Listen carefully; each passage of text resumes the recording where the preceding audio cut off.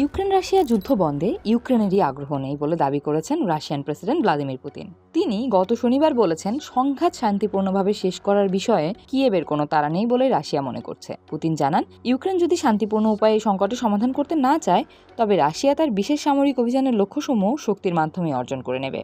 আমেরিকার মধ্যস্থতায় যে 28 দফা শান্তি চুক্তির প্রস্তাব ছিল, সেটিকে রাশিয়ার ভার্চুয়াল উইশলিস্ট বলে মন্তব্য করছেন অনেকেই। ওই শান্তি চুক্তি অনুযায়ী ইউক্রেনকে ডনবাস ছেড়ে দেওয়ার প্রস্তাব দেওয়া হয়েছিল, যা ইউক্রেন মেনে নিতে নারাজ। অন্যদিকে পুতিন ইউক্রেনের এই অবস্থানের সমালোচনা করে বলেছেন, রাশিয়া আগ্রহী হলেও ইউক্রেন যুদ্ধ বন্ধে আগ্রহী নয়। আমরা দেখছি পশ্চিমেও কিছু বুদ্ধিমান লোকের আবির্ভাব ঘটেছে। তারা কিয়েভ কর্তৃপক্ষকে সংঘাত অবসানের জন্য সম্মানজনক শর্তাবলী গ্রহণ করার পরামর্শ দিচ্ছেন। তারা ইউক্রেনের দীর্ঘমেয়াদী নিরাপত্তা নিশ্চিতকরণ, রুশ ফেডারেশনের সাথে সম্পর্ক পুনঃস্থাপন এবং ইউক্রেনের অর্থনৈতিক পুনরুদ্ধারের জন্য ভালো কিছু মৌলিক শর্তের প্রস্তাব দিচ্ছেন।